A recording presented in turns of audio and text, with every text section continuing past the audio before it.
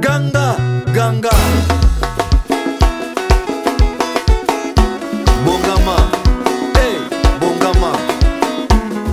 Tout se fait ici. Bande Kobalandi à Congo Bezo, télévision, Mbote Nabino, Nabanda Kunabino, Biscanio, Sobozwami, partout. Boko Landabiso, Nangonga, Oyo, Tosepeli, Kokota, sans transition, sans protocole. Pour na beta abiso na bino masolo ya ASV Club de Kinshasa et Zangonga au télécommande et puis makakimia parce que moi la veille sur ça liboso téléphone nae azana besoin ya kubenga apesa moi makanisi nae na o etali équipe ya ASV Club de Kinshasa et na bi ke pembeni na ba mesa bino boza accompagner dans la grande famille ya Pepsi Cola et surtout mai na bino ya Aquafina. Toujours na pointe, jamais ezanga. Na pourquoi lelo masolo ya kobeta na bino eza ebele entre autres le match raté entre ASV Club de Kinshasa dans les Aigles du Congo pe ba sanction o ezala qui tombé après le match on a bandi tokolobele lango penza na pourquoi lelo ndenge na episode pe la fois passée que tokozala naye sur ce beau plateau de Congo Bezo télévision mais c'est JD Mabiala Umba analyste sportif, analyste maison amoureux du foot. Ensemble avec lui, Toromeka Kobeta Masolo Ana Penza, Nandenge et Longobani. Bonsoir et bienvenue dans ce nouveau numéro, mais c'est Jean-Didier Mabiala Umba. Merci beaucoup, bonsoir. Bonsoir. Un mot, na bande koba kolanda biso de partout na ngonga o parce que nabi ke terrain za ko be ba mabe mais ba supporter ka po nzela singa to fongola ngo penza na ba dernière minute. Non, tous avons pour l'équipe Nabiso Club et na kanisi to beta masolo est samo ebele par rapport à actualité oblige mais bon voilà mituna ezayo donc tous là ndenge okumbela émission mais na pesi mbote na ba banso bazali kolanda émission na biso et tout l'émission et puis bon voilà makambo ezana kati émission nde kolakisa un peu ndeni to se comporter face à l'équipe Nabiso. Merci beaucoup mes amis moko ya ba supporter so ya ASV Club c'est un papa na mon qui était l'entendre parler au téléphone j'avais compris que c'est un papa parce que mon père moko et bata makana monte singa abise que j'aime chez MCJD non seulement il est très serein sur les plateaux, mais il s'habille trop bien. Voilà, message. Non, merci, merci. Un grand merci à vous, M. J.D. Mabiala. Un grand merci également. La bande de Cognos, beaucoup d'Andabiso de partout. Lobby ASV Club de Kinshasa à Kondongwana. Là, Sa Majesté, Sangabal et Lewaban, Jelou, Niban, Santou, Gouebi déjà qui est première sortie à ASV Club de Kinshasa. C'était une sortie raté pour des raisons au Boébi, au Torolobelango en profondeur pendant 90 minutes à un plateau. Il y a Congo Bezo, télévision. Mais c'est JD Mabiala, vous avez suivi les matchs qui avaient opposé l'Est Club de Kinshasa face aux Aigles du Congo. Oui, j'ai suivi, hein, mais pendant 15 minutes seulement. Oui. 15 minutes seulement, et puis bon, il y a eu cette action qui a mené à les buts. Bon voilà, on va appeler ça comme ça. Et puis après les supporters sont envahis le terrain et le match s'est arrêté. Donc j'ai suivi. Vous avez suivi. Un grand merci. Quand vous avez suivi, mais quelle a été votre appréciation pendant les 15 minutes là que vous avez suivi? Je ne sais pas si vous étiez au stade ou à la télé. Non, j'ai suivi les matchs à la télévision, j'ai suivi les matchs à la télé. Mais bon, j'ai vu que le match était assez équilibré. Hein, de part et d'autre, il y avait des actions assez intéressantes. Et j'ai vu aussi qu'il y avait une descente qui a failli nous coûter cher de Aigles du Congo. Et voilà, mais sinon, VEC Club était dans le match. Donc ouais, c'était un bon duel. C'était un bon duel et après avoir encaissé, si on peut le dire comme ça, je ne sais pas, très souvent vous avez toujours fait des analyses très profondes sur ce beau plateau de Congo Bezo télévision. Maintenant, en tant qu'amoureux du foot, il y avait eu but ou il n'y avait pas eu but. Non, indiscutablement, il n'y a pas eu but. Il n'y a pas eu but. Ça, c'est clair. Et la télé, bon, voilà, la technique a été au rendez-vous et il n'y a pas eu but. Tous nous avons vu, hein, il n'y a pas eu but. Mais ces derniers temps, même si chez nous ici, Mambo Bava et Zate, il y a un moment que mon arbitre va l'attaquer. Ceux qui ballent et franchissent. Non, non, la Lina Foot n'est pas équipée. N'est pas équipée. Non, non, hein? Ça, non, non. La Lina Foot n'a pas cet équipement-là. Et maintenant, ce sont des petites choses quand même. Ce sont des petites choses qui ne coûtent absolument rien pour une Non, mais voilà, c'est pourquoi on arrive maintenant à sanctionner les arbitres. Moi, bon, on sanctionne un arbitre pour 12 mois, alors qu'on ne lui a pas donné les équipements nécessaires. Vous voyez, les équipements nécessaires. Regardez, nous avons joué contre Mazembe ici. Le club a marqué, mais l'arbitre n'a pas validé parce qu'il n'avait pas vu. Oui, si l'INAFOOT avait tiré des leçons de cette rencontre, par exemple, et mettre à la disposition des équipes, les équipements, la technologie moderne, mais je ne pense que pas qu'il y aurait des casses au stade. Quelque part, il faut aussi voir la responsabilité de ceux qui organisent les championnats. Le monde est en train d'évoluer. Pourquoi nous devons rester derrière? C'est pas possible. Non, il faut maintenant jouer avec les équipements adéquats. S'il y a but, bon, voilà. S'il y a hésitation partout dans le monde, l'arbitre peut. C'est un humain. C'est un humain. Voilà, c'est pas une machine. Même les machines peuvent se tromper. Non, voilà. Donc l'arbitre, s'il n'a pas vu, même s'il a vu, vous dites qu'il a vu, mais s'il dit qu'il n'a pas vu, c'est un humain. Voilà. Mais or, la machine est là pour assister l'arbitre. Vous voyez? Donc si on était équipé, bah, je ne pense pas que c'était trop visible que ce n'était pas un but. Voilà. Mais c'était trop visible que ce n'était pas un but, mais l'arbitre était là. Il était juste derrière les gars qui avaient tiré et les juges des touches étaient de l'autre côté. N'est-ce pas s'il y avait but, l'arbitre allait directement se retourner pour aller au centre? Non, c'était pas...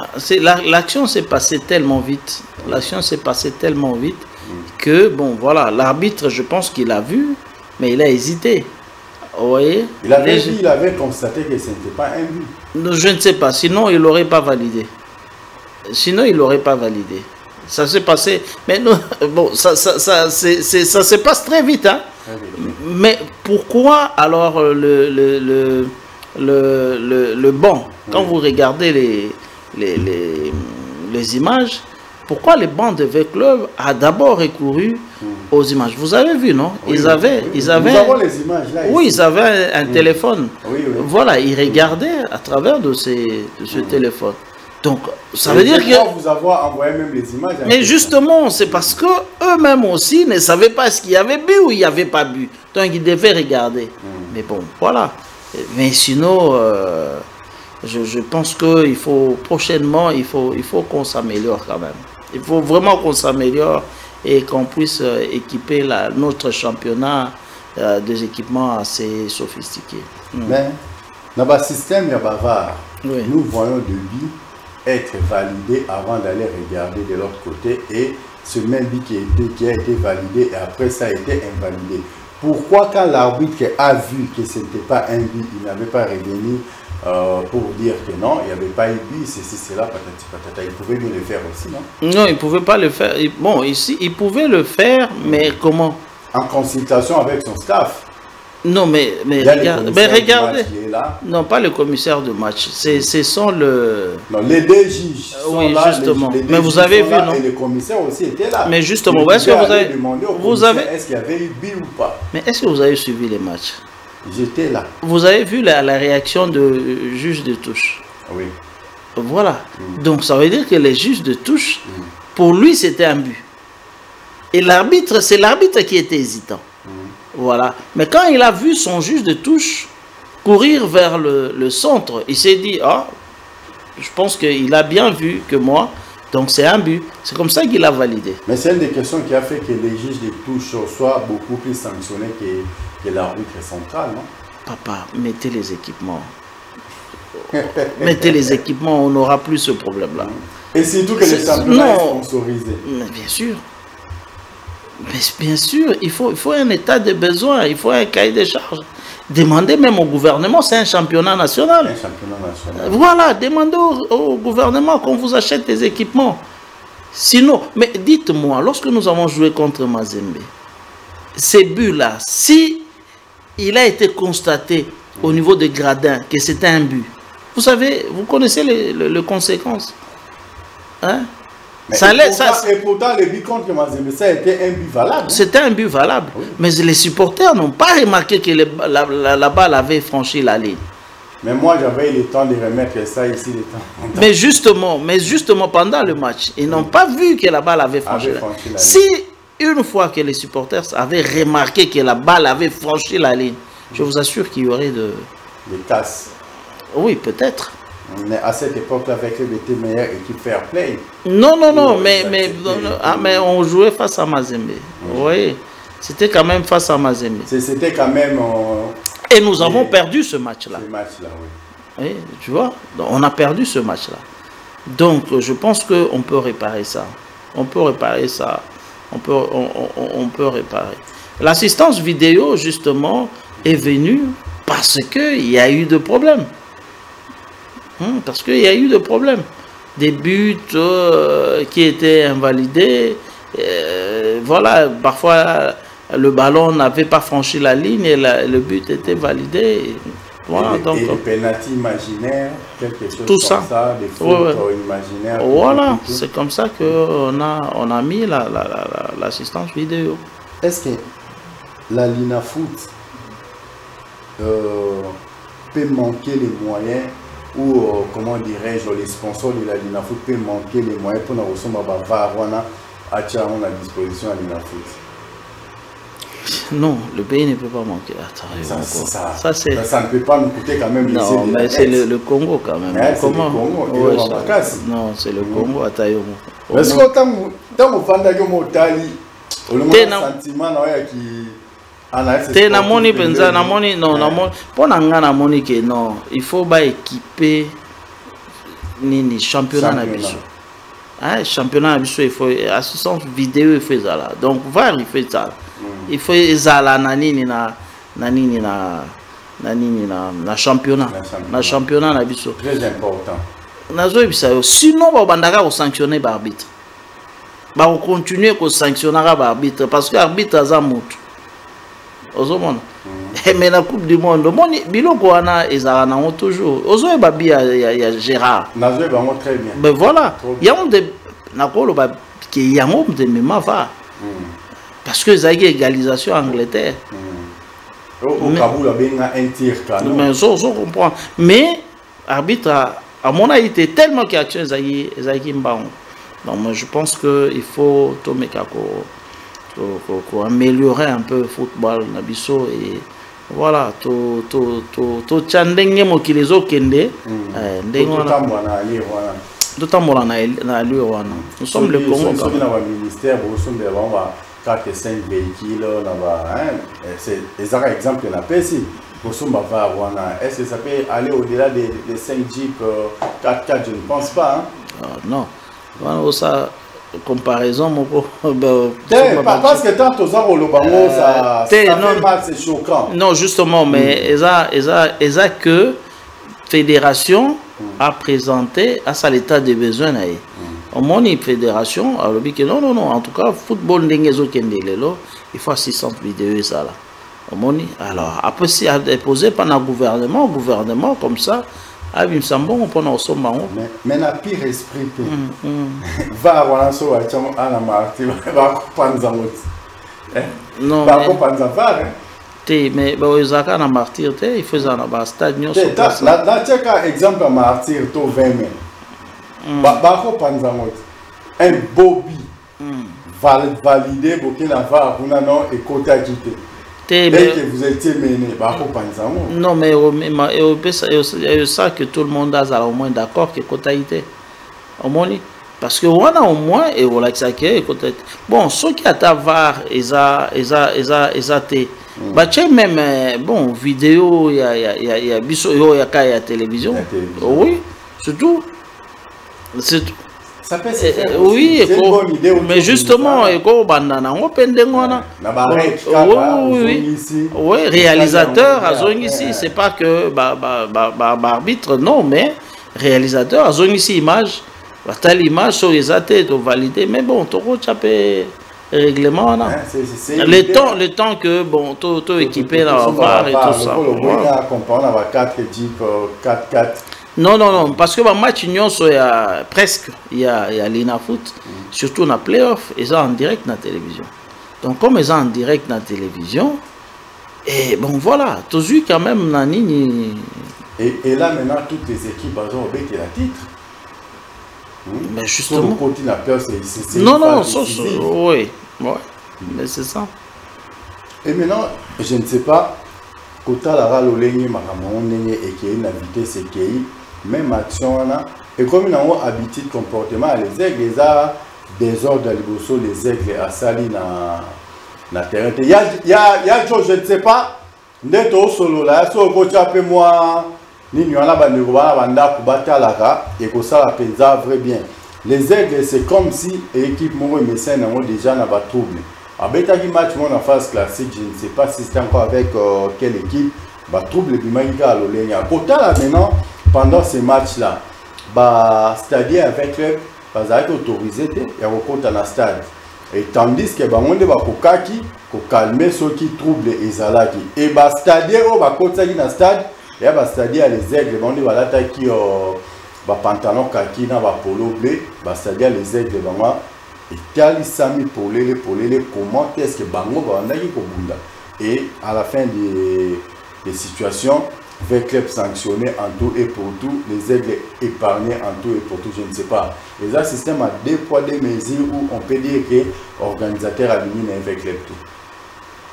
Ah bon, dire que l'organisateur aligné avec le club, c'est peut-être trop dire, mais je pense que Eza Naroloba qui a juste été. Et a juste été parce que total il y a image, tout le monde est un supporter. Il y a les aigles, les Bakiti. Oui, voilà, envahir zone neutre. Envahir zone neutre, Baké Kobunda. Donc, tout le monde zagi andeni, Kobunda na un pepe ou bien Baosandeni. C'est ça le problème. Bon, voilà, donc tu remets tout. Mais les aigles là, zéro sanction, moi ça là ça m'étonne quand même. Zéro sanction. Non. Sanction. Non, ça m'étonne. Il y avait des casques côté avec côté les aigles, les casques, les ala quitté. Non, c'est non, ils a clair. Avec club, supporter avec club, des 4 matchs. Ça c'est vrai. Mais mon boulot dans le stade. Et ça va supporter avec le T. Et ça va supporter image. Ça va supporter. Il y a les aigles qui sont sur le terrain. Bon, oui, envahissement et zone neutre, ça sanctionnable. Oui. Mais voilà. Donc envahissement juste il y a zone neutre, mais bon qui dit dépasser même la zone neutre. Donc, mais c'est que il fallait quelque part les aigles aussi devraient être sanctionnés. Clairement. Donc on ne pas le faire.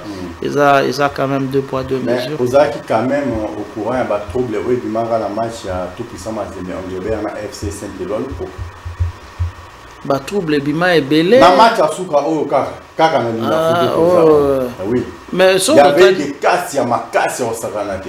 Mais avec le bon, moi on a déjà match mazembe bana ba lupopo. Mais na mona pe avec le a subir ba injustice c'est belé ba match hein. To beta match na Lumbashi ça causait à Tchaka double bi mais des heures de bima mais bien sûr mais des heures de bima mais justement mais bon sanctionné pas plus ça donc babi sont des ala qui apanage mais sanctionné pas plus ça acte de bonne foi sanctionné pas plus ça mais c'est ce que je dis non dans le bi donc mais avec le il faut y ba bilo ronion soit on a soit au quota championnat. Il faut mener les loyaux avec le bifo. Avec le bifo ça. Avec le bifo ça n'a pas calcul. Avec club, il faut avoir un calcul. Azo et que championnat, azo bêta yemoko. Ozomona. Donc, avec club, azo bêta yemoko. Daring azana les aigles, azana Rangers, azana aigle vert, ange vert. Ozo comprendre. Non, so bazana sima Daring. Mazembe pas azana oyaye. Presque toutes les équipes, il y a grand Katanga, hormis FC Saint-Éloi, nous proposons sur les a l'obédience à Mazembe. Vous comprendre. Donc, le club, il faut y avoir que championnat, donc, ça, à quoi qu'on dit, on perd des points montés dans le bureau. Et c'est tout bêtement comme ça. Voilà. À quoi on dit, on perd des points dans le bureau. Il faut le bas à gagner points dans le bureau. Mais on dit on perd des points dans le bureau. Et match forfait, c'est 3 buts à 0. Hein. Mais c'est ça justement. D'abord la verrage et puis tout bien équipe Nabiso attaque et marqué ba but et belé. Ils ont marqué ba but. Comme ça 3 buts c'est je comprends pas. Et maintenant ce qui sanctionne et c'est quoi, est-ce qu'il y a moyen ou possibilité pour revenir à la décision? Mais bien sûr, on les a na foot baro que na fédération. Donc il faut voir les recours ils allaient toujours, mais je pense que avec le club il faut avoir la prudence. Il faut vraiment envahissement un terrain ou arrêter un match. Ils a pensa et l'au moins bien. Parce que bon, avec club, les supporters de avec club, c'est comme si les supporters n'étaient pas encadrés. Au moment. Mais Baboua, il va c'est-à-dire on les va encadrer les supporters pendant les matchs. Mes chers amis, 15 minutes. Oh, ils ont vite. Dans une 15 minutes. Mais est-ce que avec club avait dans la possibilité de gagner match là? La 82e minute pour égaliser après pour gagner les choses. 15e minute. 15e minute. Ce n'est pas un match triqué même dans le cas avec les. Non. Parce que tu dis que bateau pour Kendana il y a qui peut organiser coopération dans le bon, on a évité hein. On a que non ils dépendent d'encadrement avec le joueur il fallait en tout cas les supporters il fallait encadrer et copier sa message dès qu'à toper ça raboyer il faut vraiment accentuer sur le fair play parce qu'on a 15e minute franchement match à Ino Mobimba. Quels que soient les points. Beaucoup ça la réserve après les matchs, non? Oui, par exemple, mais avec le palier pour la match. Attends d'autres. Parce que tout a été mis en place pour ne pas perdre les matchs. Non, le club n'allait pas perdre. Le club n'allait pas perdre, mais bon, voilà, on a perdu bêtement les 3 points. Donc, mais bon, on va voir recours et pour ça. Vous avez dit ici que recours et pour ça, et on peut revoir les choses autrement, les matchs peut-être à jouer. Hein? Ça va être difficile. Ça va être difficile. Donc on peut toujours accepter ou se mettre déjà en tête que les vins étirés, il faut les boire. Non mais je pense qu'il faut avancer. Hein. Il faut avancer, mais tout en sachant que dans le championnat, vraiment avec le il faut être les sérieux. Hein? Vite, il faut être sérieux dans le championnat. Donc s'il y a des primes de joueurs qu'il faut payer, il faut chercher au foot à prime avant. Parce que ils ont blague d'été. Regarde. Équipe nous sommes censés avoir tête d'affiche. Ils ont 6 points. Mazembe, Mané, Maïnho, Lupopo. On se comprend. Le 3 là, Baza déjà a 6 points. Donc, Baza na place à Rotique et la Moningate. Mais or, Bisso, en tant que l'une des têtes aussi, mais toi, on a 0 points. Toi, on a 0 points, mais bien que toi, on a match mort de moi. Toi, on a 0 points, toi, on a donc, 3. On a goal à virage. Toi, on a moins 3, on a goal à virage. Donc, il faut match à lobby à Sanrabalene. Et je pense que tu as le Bélango. Il faut vraiment il faut mettre les sérieux pour que tu joues. Et puis, voilà. Un grand merci à vous, messieurs JD. Un grand merci. De partout, il y a des numéros qui sont affichés là, mais sauf de Pessibino Go dans 15 dernières minutes, ça sera na moment ne beaucoup intervenir na ba appel na bino na ba suggestion na bino topé ba réaction na bino entre temps na bi ke na ba message na bino boza déjà na aquafina na bino moi Pepsi Cola eza moi mirinda eza pembeni pour na permettre à ce que bo la biso penda na ndenge elongo bani. Je ne sais pas de l'autre côté de la régie ya Joe si tu es prêt au côté la biso extrait à match o elekaki au tcheli biso pena extrait à il y a pas de trouble on a ndenge ça marche. Je sais que les deux ça peut nous prendre 2-5 minutes et nous allons revenir tout juste après parce que na souka neto rochaba extrait ya ba séance ya entraînement ya lelo na ya lobby. Si tu es prêt toki déjà au leka. Merci. Bozolo banase Tozoyo kate Ganga Ganga Kikwa Mamujinga. Et c'est dans là, non, c'est sur la ligne, monsieur. C'est sur la ligne, merveille, regardez. Elle n'a pas franchi la ligne. D'après les images, il a, là, non, c'est sur la ligne. C'est sur la ligne, monsieur. Là-bas, Kikwa Mamujinga. Et c'est dans là, non, c'est sur la ligne, monsieur. C'est sur la ligne, merveille, regardez. Elle n'a pas franchi la ligne. D'après les images, il a, là, non, c'est sur la ligne. C'est sur la ligne, monsieur. Là-bas, Kikwa Mamujinga.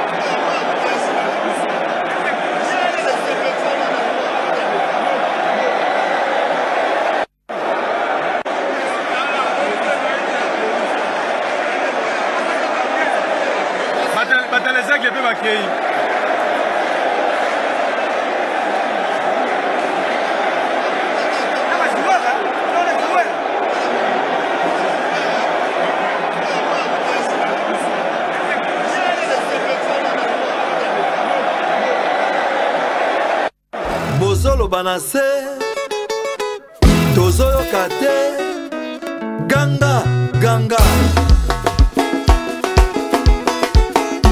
Bongama Hey Bongama Tout se fait ici.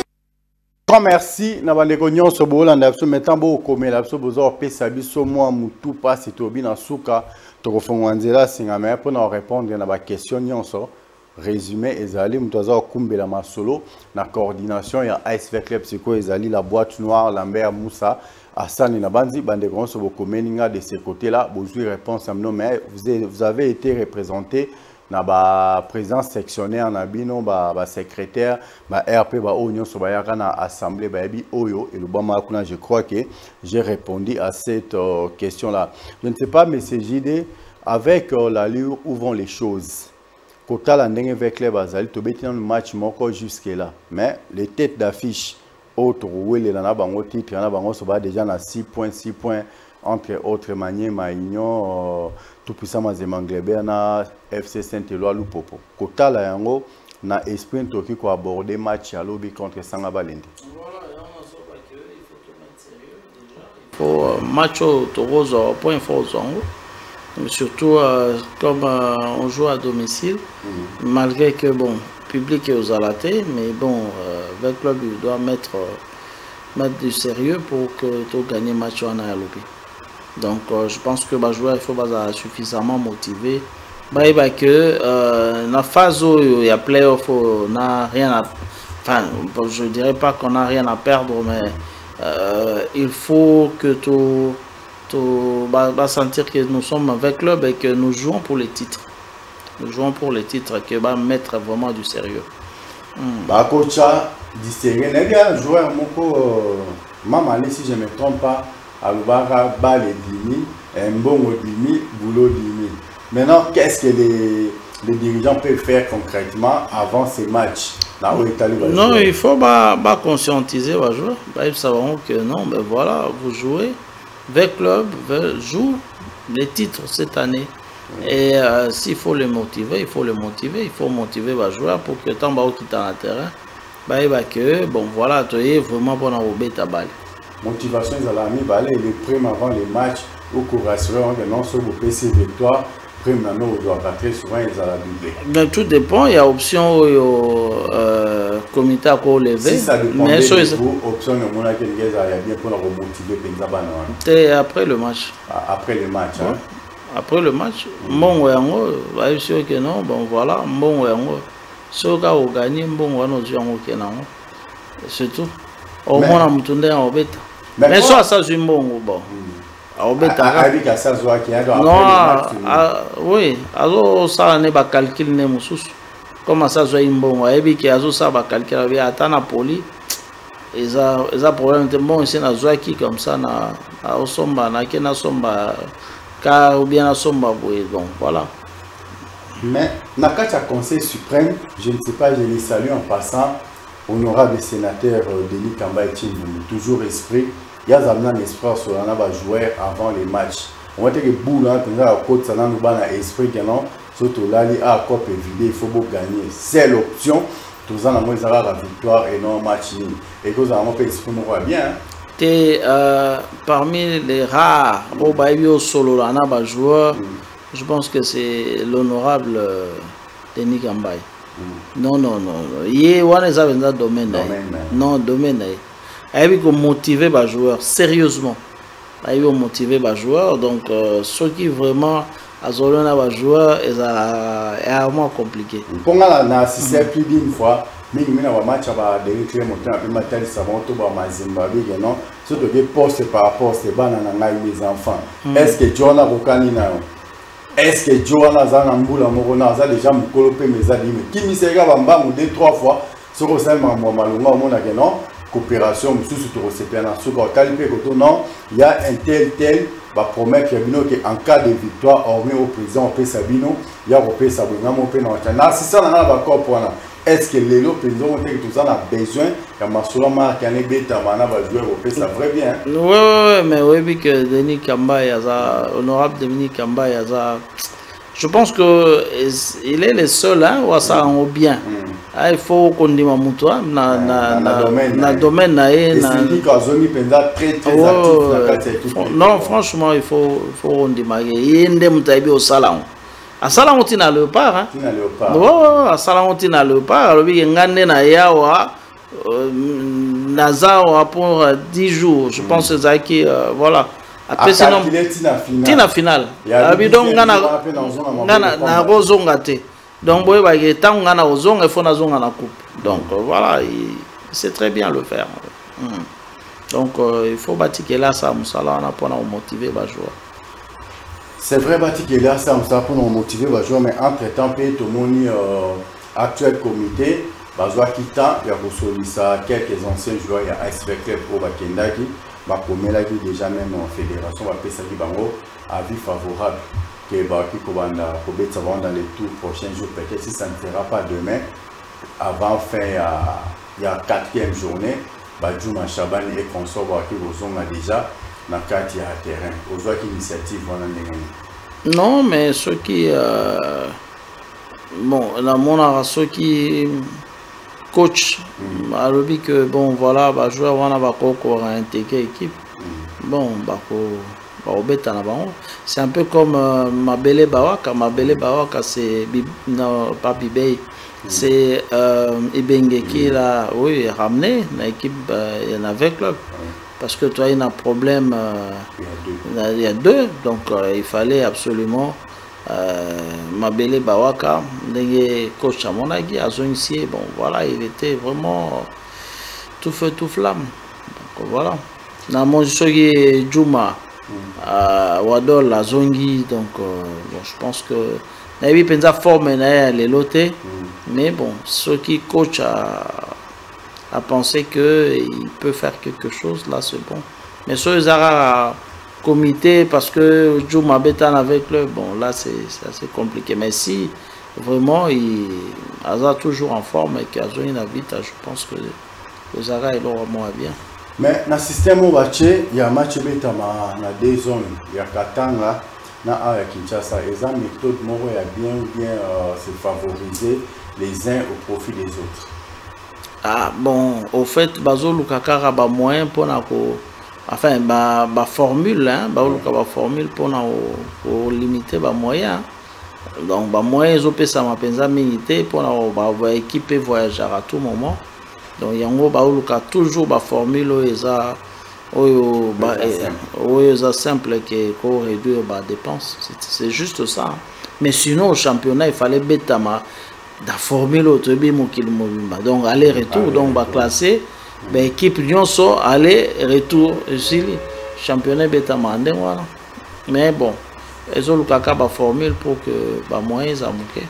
Les autres qui ont formule, entre-temps, côté organisateur, il y a un sérieux problème. Si je vous demandais peut-être de vous adresser à la commission de discipline, il y a l'INAFOOT, qu'est-ce que vous pouvez dire concrètement, et puis particulièrement à M. Eugène Kabomongoy, il est président de la commission de discipline. Non, je pense que ne pas sanctionner les aigles dans le match à lobby, moi je pense que ça n'a juste pensé. Le fait que, que les aigles abîment sans être sanctionnés, non, parce que j'ai vu ma supporters envahir le terrain. Donc voilà. Non, sanction, il fallait, en tout cas, de deux côtés, soit toujours côté arbitrage, toujours côté V club, toujours côté les aigles, va sanctionner arbitre, va sanctionner V club. Les aigles, la bimine, Maboko Pembe. Sans tâche, non, c'est pas possible. D'après les images automobiles, mais n'a évité rapport en haut, rapport, parce que c'est la rapport à Mwandeni. Rapport ni nous basali les images ont été traficotées pour eux. Et on a zo mituna rapport ango ya ndenge nini rapport wana basali wana. Les rapport ndenge nini parce que un rapport normalement commissaire au match à Otala makamundenge leki ya on c'est ce que je suis en train de dire. Donc ouais. Donc azaki wana moni makamnyo sondenge donc yangonde il fallait à ça là ils comment la Bible qui va Pierre balobaki que non mais voilà bino au pexabiso ndeni toté na komba ya yeso alors que tozote bino makambo biso to moni na biso to vivre donc c'est exactement la même chose donc il fallait makambo ba vivre yangonde zoba. Parce que Makambo Tozoloba, cher Pape dit premier, et ça Makambo, on peut le prouver. Tu peux prouver l'image des alliés, l'image, le métal là, vite à la table. Mais vous entendrez parler, je ne sais pas, Namoni Penza que non, Ozo n'a pas si moko, il y a un 400 maintenant, c'est comme si c'est plus fort que vous. Sentence discipline à l'émission. Non, mais nga elo moka na linga te injustice. Injustice. So ça vite sali mabe. Na lobi ngo il fallait pas toka ta match na 15e minute. Baka même na saison passée, le moment où les gars ont dit non, avec club méritait vraiment d'être sanctionné. Je l'ai dit. Oui. nalobi yango oui mpe nalobi yango mpe que arbitrage po tokoma sinon tobanda continuer boye il faut assistance vidéo ezala il faut assistance vidéo ezala pour que totika bato moto a gagné a mérité victoire na ye tout ça on appelle ça problème ya fédération bango na linafoot a sponsorisé on sait un sponsor na oté état de devenir peut-être il y a ndengona banque paie en plus ata yo moko vraiment on sait ata crédité ah mais bien sûr on sait ata crédité vraiment donc boye ka boye on va sanctionner ba équipe alors que faute est bon à yo organisateur c'est qu'il y a organisateur dans la faute au équipement na mukolo lelo au équipement nécessaire donc c'est normal non mais non ça neti nakolo bandeni ça neti ga bazwaka soza polo ba biso cha savon munganga alors que baki c'est ça non yozo utiliser oh non balobi non na cha savon munganga na cha maya sucre alors que non oui chloraphonicol les alliés approprié pour ça donc ça veut dire que qu'est-ce que je veux dire par là dans solo ba que okoko se comporter net biso doit été que bana mike ozoki utiliser l'autre. Est-ce qu'aujourd'hui tu peux faire des choses comme ça? Non. Donc voilà, c'est ça en fait. Donc il faut tout ça là, matériel oyo et ça y a l'élo. Donc quelque part, l'organisateur aussi a un problème. Donc lobby sous match sous Betami, je parle pas de match avec club, je parle pas de demain net lobby non. J'ai dit, mais ce match, monsieur Betami, et vous avez bongo. Je me pose la question. Maintenant, avec cette allure, la fédération congolaise FECOFA, et comme la fédération congolaise a été en beauté, il y a Gabon, non, vous pouvez savoir si on va arbitrer playoff mobile du début jusqu'à la fin. Ça peut peut-être quitter ça va des gars. Non. Au moins, Guilain qui sombe, balo a Chunara en match. Arbitre avec Congola Brazzaville. Au Tika, là, on a un penalty valable. Mais je te dis. Mais Abotoli arbitre ballon. Abotoli arbitre ballon. À Chunan. Et arbitre a qui déjà penalty. Après Zongisi, arbitre à corner. Mais c'est pas parce qu'à cette époque-là, avec les Brazzaville, sur un joueur à esprit, ceux qui a baigné à Souzaï, ça Zalaga. Tonani, comment il s'appelle encore Guerrier. Guerrier. Mais Souzaï, ça l'équipe va monter à guerrier dans l'esprit. Est-ce que Kissou Mangaga a courage, on a repoussé un peu de chodiner, à mon avis, il a avec les Erwana, ça voulait, voilà. Ça voulait, on va sans esprit. Et je me souviens encore à l'époque, Veklibier, Landa, faute Salamine à terrain, Balanda coach, Sabé, c'est que Sabé du ventre, comment on va coach, Baba Boumaï.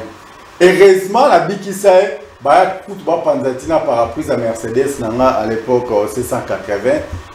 N'a pas pris risque, on a pris dans le 4 il faut qu'on ait. Est-ce qu'il y a Betagui na terrain? Est-ce qu'il y a Zagui arbitre? Binonde Fagbo s'imposer parce que c'était un penalty valable. Mais c'était un Congolais de Brazzaville. De Brazzaville. Mais voilà. Il a gâché le match. Non, il y a eu Boyan. Non, tous en arbitre, papa. Tous en arbitre. D'abord, on a un niveau à balle qui déjà Congo-Brazza.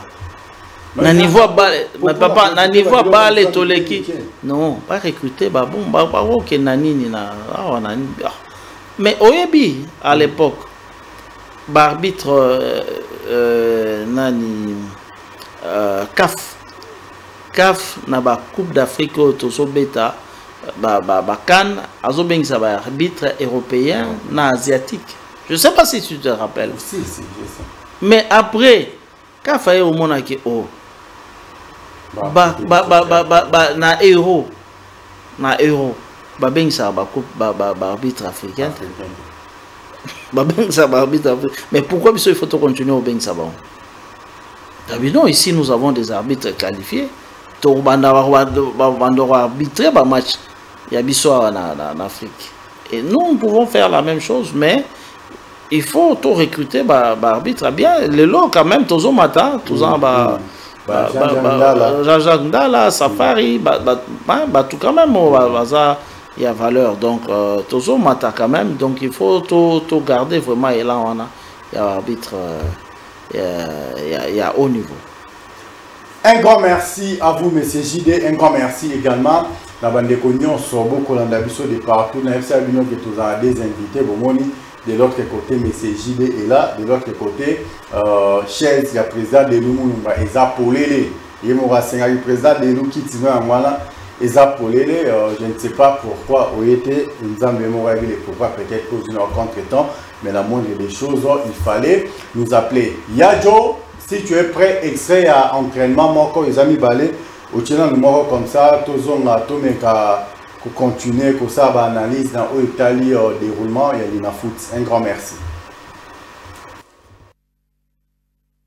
Bozolo Banase, Tozoyo Kate, Ganga, Ganga, Bongama, hey, Bongama, tout se fait.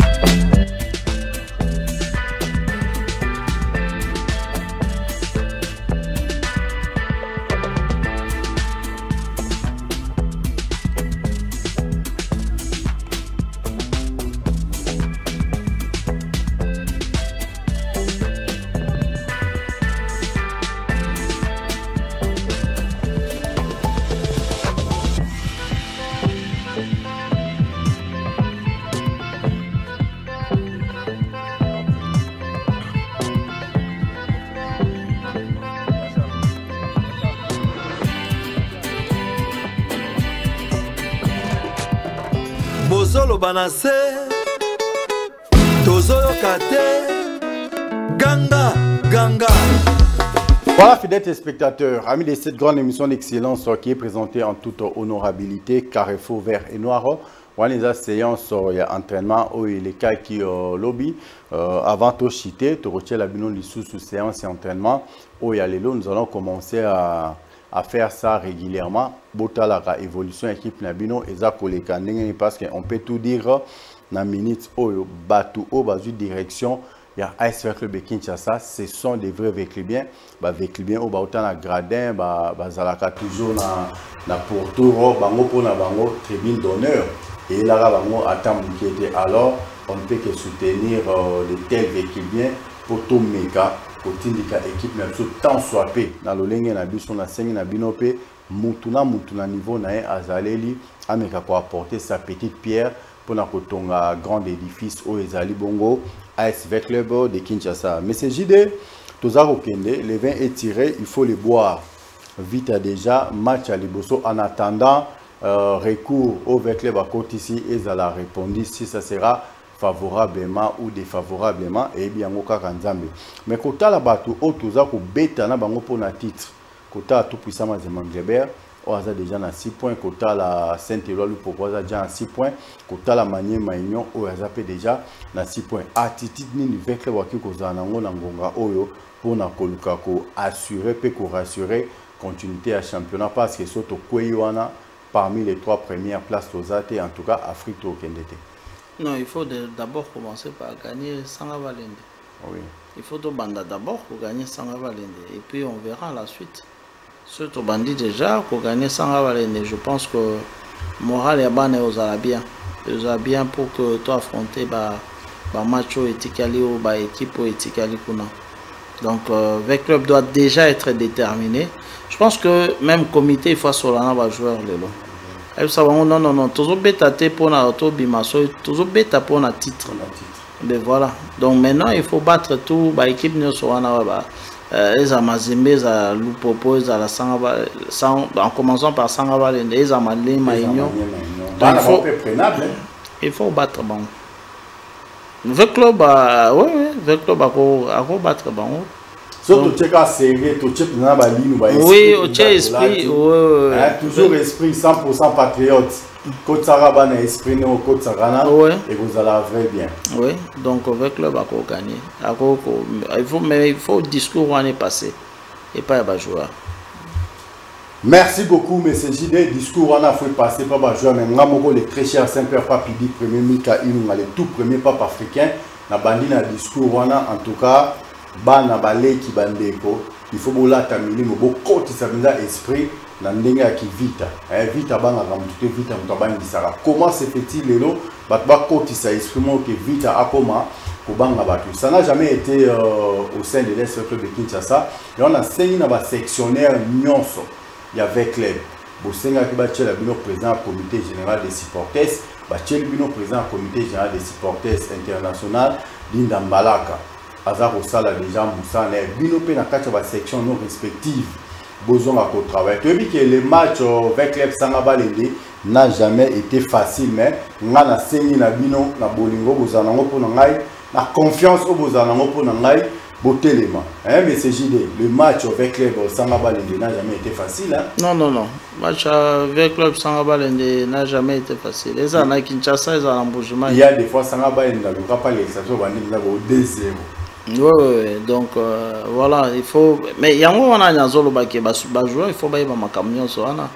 Que quand on joue ça, on a balende, ils ont la facilité, même quand vous jouez à Kinshasa, ça n'a jamais été facile. Donc voilà, 2-0, après 2-1, 2-2 et 3. Voilà. Pour moi, c'était peut-être le plus beau match. Même si nous étions en Afrique, mais. Pourtant, la Lolenge Matuane qui est là, Bando c'est déjà Libanda. Bando c'est Libanda. Yango Mambolo Baki a un président, on va là. Tango fois qui t'a sur un joueur, qui t'a sur un joueur. Je crois que la boîte noire, Makamamutu, et dans la Maboko. Dans la photo là, que non, c'est l'administration publique qui a ASV Club, les côtés dans la carte à Massoyon. On avait une bande de réunions où vous avez la carte à section administration publique, beauté les mains. Il est grand temps que ça va tout non, avec club et avec club restera avec club. Faut tous en moral, on va jouer à Real de Madrid. Madrid a zone à Sima TV a pas zone à Sima TV, mais Monique V a Romozon quelque part. Je ne sais pas, sentiment nous en avons. Il faut que moral va jouer à l'école. Il faut vraiment qu'on sache que moral va jouer à l'école. Je pense que Makamo est bien. Bien. D'abord, ça passe par Sangaba Lende. Il faut battre Sangaba Lende demain. Il n'y a pas de sang, il faut commencer. En tout cas, il faut commencer. Et Sangaba Lende lobby donc il faut bien penza. On stade non, il faut vraiment sentir que ils avaient quoi. Mais le roi Babo IP supporters Bakota. Qu'est-ce que vous pouvez demander? Non, ils ont problème. Non, total match na TV. La TV, pourquoi pas autant on peut na banganda payment, mais attends besoin nous aux les gars on bon, ils ont TV. Bon, ils ont la TV. Et à la TV. Ils ont la TV. Ils ont la TV. On a un ordre dispersé, moi ils appellent bien. Oui, bah pour s'organiser mais ils ont la TV hein. Ils ont la TV. Le président Marcelin Moukuba, des défenseurs de l'Est fait que les Anzinga à stade, en tout cas ceux qui ba sectionnaire to Koutani on a pour na la match et vous avez bien là encore tanangai. Vous voyez que sous des actions à laisser passer priorité le bana ba Aboulang Nando mais ba sectionnaire ya SV Club bota la match et longo et vous allez bien parce que so botali longo boye ba ko dénicher bisika ba fight ezali. Botali match à Lupopo ndenge betami tous les deux matchs à Lupopo. Botali tous les deux matchs à Sangaba Lende bomoni tous les deux matchs à Maniema ndenge betami awa na ebité yo lecture ni sali en tant que vécu bien est-ce que ba équipe wana et au plus bang ça avec club est-ce que ba équipe wana avec club France la bang wana Moscato avec club peut faire la différence na kati ba équipe wana so parmi les trois que je viens de citer Botali ndenge ba beti équipe nomoni et bang soit moi muke équipe monte non équipe monte zo bang sanga mais équipe nyonso ezo beta mais bon Vite à part au bêta. Vite à part au bêta. Ah, au lieu la sérénité, mon bien sûr, avec la barre au bêta. Il y a sa rentrée. Mais quand là, les 15 minutes au vite à bêta qui, hein? Quand là, vite à au bêta na gouvernement au tech au Kenya, na vite à n'a bêta li avant de aborder les matchs na gouvernement, mais c'est difficile hein, de dire. Tout dépend il y a un match. Un match monsieur sur le club à Bandai bien, un match monsieur à Bandai Mabé. Bon, ce sont les mêmes joueurs. Hein. Ce sont les mêmes joueurs, mais peut-être esprit jouant les Aïndé Moroté, mais ce sont pratiquement les mêmes joueurs. Donc voilà. Donc ce qui est à Betande bon. Peut-être avec un peu de motivation à Robetande Moussous, mais ce sont les mêmes joueurs. Ce sont les mêmes joueurs. Merci beaucoup. Kalami il est au fond la non zela singa mais entre temps na lingi Pepsi Cola na Mirinda et accompagnement Aquafina wana ezanga raté parce que on est à Rosala masolo mikoto betela bino masolo ya Aigle Black Jet. Donc la bandi bande qu'on a biso pe à Black Aigle Jet bango pe baza déjà na kati ya masolo ba ko beta masolo na ndenge wa sarante ba bi Kalami était tous les Congolais, les hommes d'affaires, les grandes équipes, évangélistes, bino subusa ramisala makas boluka de temps en temps au Kende Banda. En tout cas, bande avec le Black Jet, baza déjà na katia masolo, babi Kalami était au vent de Sarara masolo. Vous allez comprendre que non, vous allez commencer à effectuer les vols paradisiaques. Ça sera comme si vous étiez au paradis, mais vous avez un avion d'or de Gossa, Mandingwana, oh, tout le monde a jet, Libana, non. Et comme il y a Katia Kim. Donc, l'État, Mansolé, va dans le gouvernement congolais, dans le ministère du transport, donc, jet à Malunga, et qu'on quitte à Kim, pour faciliter notre transport. Donc, on découvre Vosen, Tambu, Vosen, la Peso Bambo, Tebele, la Mouska, pour notre initiative, il y a bien, oui, dans mon Kati, Yambo Kanabiso. Yadjo, si tu es prêt. Extrait à dernière séance d'entraînement au Yalelo, total Yalelo, puis pendant quelques minutes pour tout le cas déjà comment faire pour la libérer, mais c'est JD, ce pas qu'il a tout na souka parce que Roubaïza est belé, ça sera toujours une bonne chose et surtout que va revoir heure et comme il a mon président lancé, on peut toujours faire l'affaire, mais c'est JD. Bon, on est là, tout ça on a pour la vite. Ok, un grand merci. Namoni avec M. JD, to kendeti na suka to conclure na penza émission lelo na ndenge longo bani bandeko o bobengaka bino bokomela biso kaka so bozangi biso pe boyebi ata na YouTube to répondaka bino ata na ba WhatsApp to répondaka bino mais intégralité émission bokola na pe na chaîne YouTube ndenge to tchara yango to pesi bambote ya ebele et pas ya ba dirigeant na biso nyonso ya Congo Bezo télévision en commençant par Maître Christian Bossembe, la sagesse et l'intelligence de la presse africaine. Tobo Sani Pété, mais c'est le PDG Jérémy Maïka du béton armé blindé lourdement chargé. Total respect à vous. Yadjo, si vous êtes prêts, toi on a extrait, il y a match, il y a SVK, il y a entraînement, il y a les lots, voulais-je dire, Petro Zonga pour la suite et la continuité de cette grande émission d'excellence qui est présentée en toute honorabilité. Carrefour vert et noir. Un grand merci. Bozolo Banassé, Tozoyo Kate. Ganga, Ganga.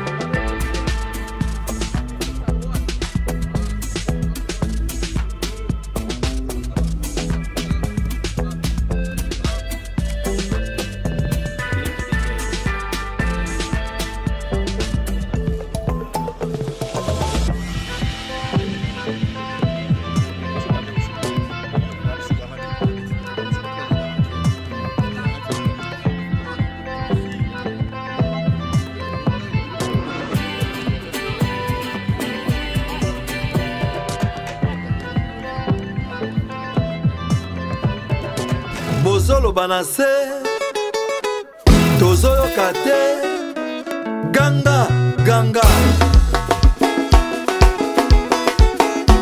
Bongama. Amis de cette grande émission d'excellence qui est présentée en toute honorabilité, la moni bande kona to fongoli nzela singate mais bosi bo bandi to ebite so to kosuka amone to yamba na moi des appels. Oh, mi bande ko so boza ko benga to ko moi des appels après to libérer mais c'est JD prototype à la kopotana biso abino mais ou soit bino bozela attend to libérer mais c'est JD to kozonga na bino ba avec bien raté. Allô? Allô? Bonsoir papa, comment on a le béni biso?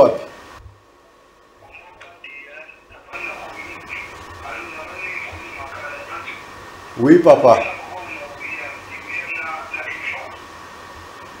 Ok.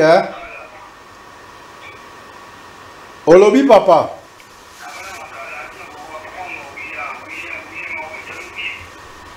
Ok, en tout cas, nous dernière décision, il y a coach, la liste est définitive encore avant match, hein. Ils avaient un match. Bah, ils sont retenus, mais la liste est définitive après, avant le match. C'est comme ça. Merci beaucoup. Merci beaucoup.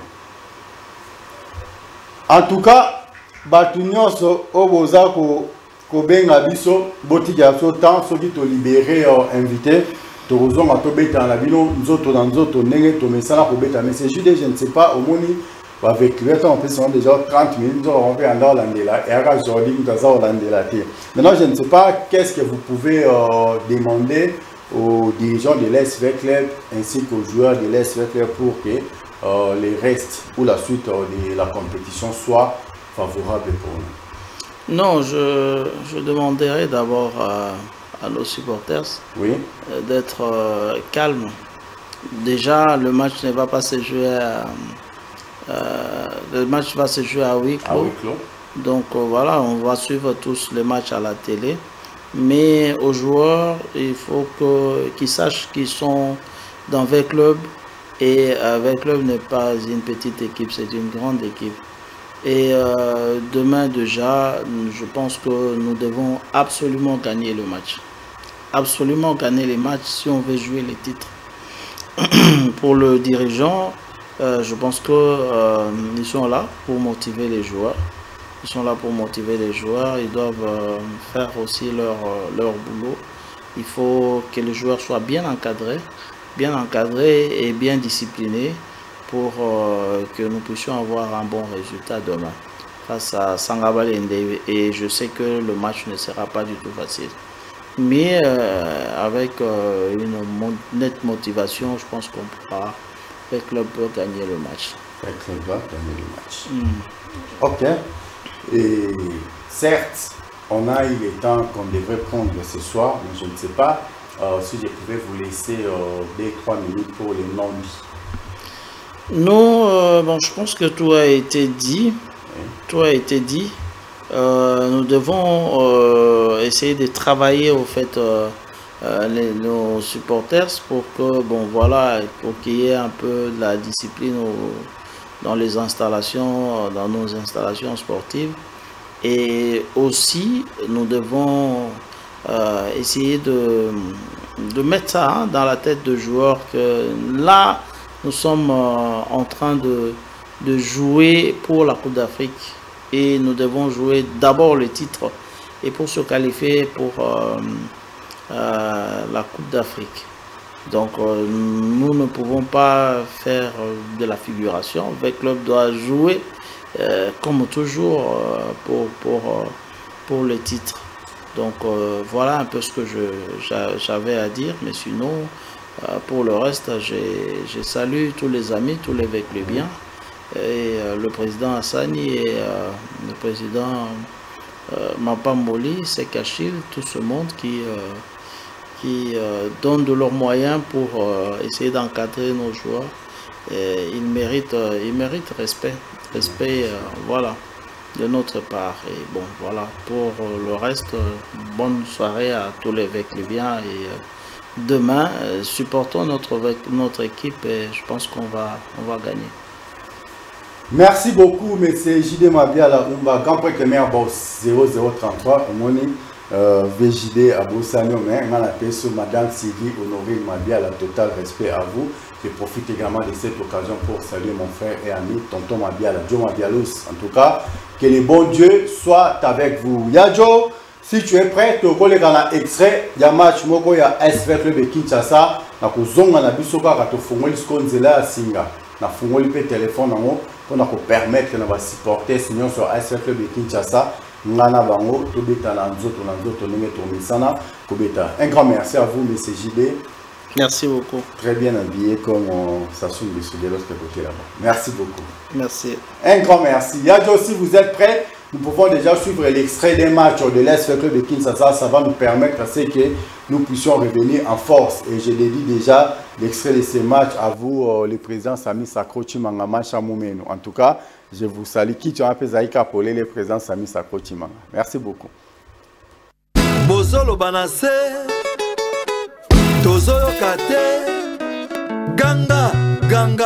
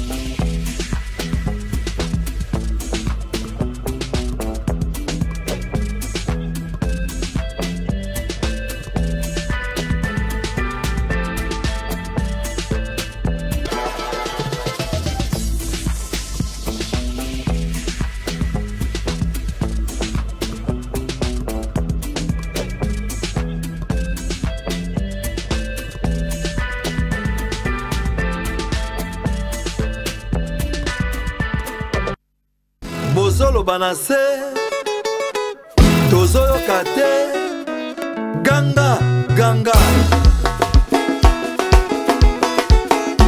bongama hey bongama tout se fait ici. Très de cet entraînement a fait plaisir à monsieur le président Sami Sakho Chimanga Machamounou, le président du Présidium, papa na Jojo Samuel Chimanga. En tout cas, moi je te salue. Un grand merci d'avoir vécu bien au Bozari Nabiso du début. Nandenge Toromi Kokende, petit à petit pour la tochité na émission Nabiso à Pokolio. Maintenant la scène Nabino Kaka et le Komoko total à match Oyo Lobby Maboke. Un temps abi Maboke, bah section par section. Toko Sangana Pepa Marcelin Mukuba.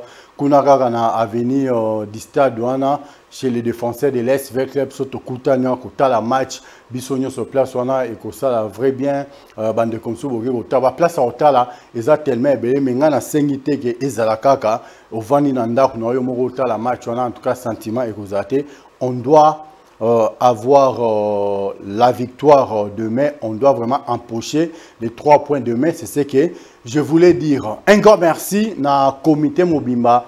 Il y a AS Club de Kinshasa, na Moussala Mounene Moussa Kitoko Boza Rosala, la boîte noire, le président Lambert Moussa Hassani. Un grand merci à vous. Un grand merci également à papa Nabiso, il y a Conseil suprême.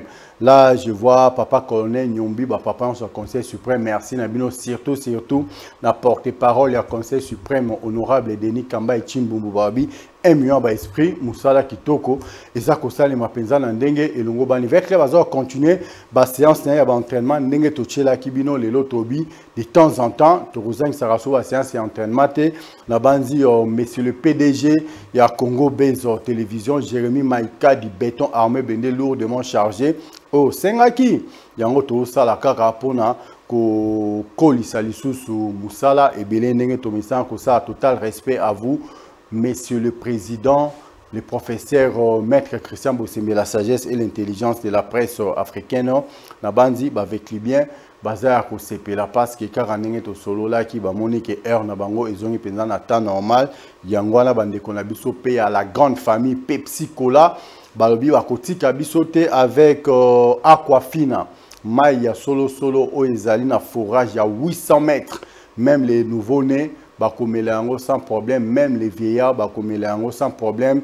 Le prévané kengamo en tout cas bande ko bolimbisanga toro yamba penza lisusu te ta ekomi na suka ngamo ko na poko avana mata na koti na ba supermarché na senga Aquafina obligé pour na kota nango na plateau FC bien en tout cas ezo kende le roi pétrole les gens ont compris bande ko boza ko benga yajo toi mbatande ko moko hein il est parti donc bolimbisa biso vraiment toko fongwa lisusu nzela ya sikate tozali na ndeko jide mabiala na plateau to sololi na to sene ba analyse na ndenge elongo bani bino pe bana veya biska boza boko na biso bandeko bolimbisa biso nous courons derrière le temps la télé c'est le temps peut-être le lundi prochain ou les jeudi toko banda na bino mbamoko na nzela ya Singapour na ko permettre bino boko tambamo bo pesa makanisi na bino na ndenge elongo bani na ba mama nyonso.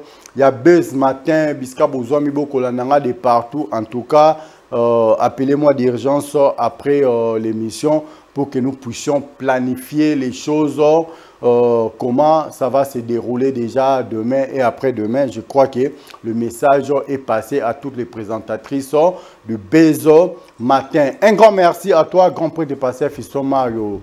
Balobi, un bienfait n'a jamais été perdu. Bandeko, vous avez benga mamatrongo ngapenza etikali muke mais yakoloba ezali ebele na lobi bozala toujours accompagné dans la grande famille Pepsi Cola. Vous verrez que la vie est kozala penza très bien pour nabino surtout na o etalima nabino ya Aquafina na bande qu'on a biso nyonso obozala ba problème ya voyage tous ceux qui ont toujours rêvé de voyager luxueusement d'effectuer des vols paradisiaques comme si vous étiez au paradis. En tout cas très bientôt là une nouvelle ligne, une compagnie aérienne eza kokota na kati ya mabele balobi Black Aigle Jet avec les grands mécènes sportifs congolais.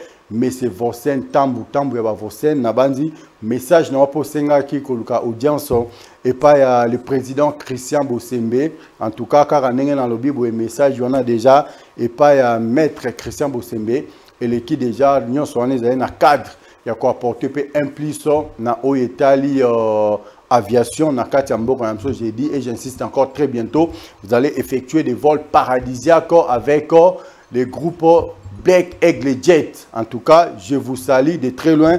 Et on a dit qu'il y a parce que vous comprendre makambu de très loin. Je fais un clin d'œil à marché Bayaka. Là, je vois le président Jérémy Toukadia à Toubouna. On a fait ça en beau TV sur Bayaka.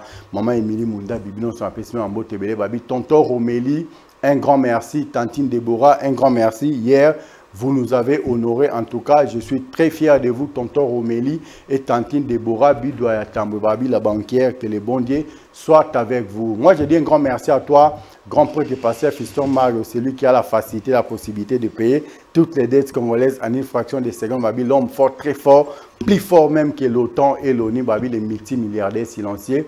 Un grand merci à toi, grand prêtre du pasteur Fiston Mario. Yadjo, j'ai compris le message. Je ne peux pas conclure cette émission sans dire un grand merci à la belle précieuse perle noire et rare grand prêtre mère Boss, l'impératrice de son empire, la reine de son royaume, la très distinguée première dame de sa république. Un grand merci à toi. Espé Kaouma Yaba, Espérance Valobi, la belle précieuse perle noire. Si tu n'existais pas, j'aurais dit te fabriquer pour que tu puisses exister pour moi seul. Un clin d'œil à toi, la présidente de mon fan club, ma campagne. Madame Déborah Kazadifizé, Maman Nakenaël, Na Anaël. On se retrouve déjà très prochainement, les jeudis, pour un nouveau numéro. On a ici Bino Morobo, comprendre que non. Bec Aigle Jet, et Zawana pour Nabino, les grands mécènes, Vosen Tambou Tambo Versen. En tout cas, moi je te salue, je vous laisse déjà. Merci beaucoup. Bozolo Banase, Tozoyo Kate, Ganga, Ganga. Bongama, hey, Bongama. Tout se fait ici. Bozolo Banase, Tozoyo Kate, Ganga, Ganga.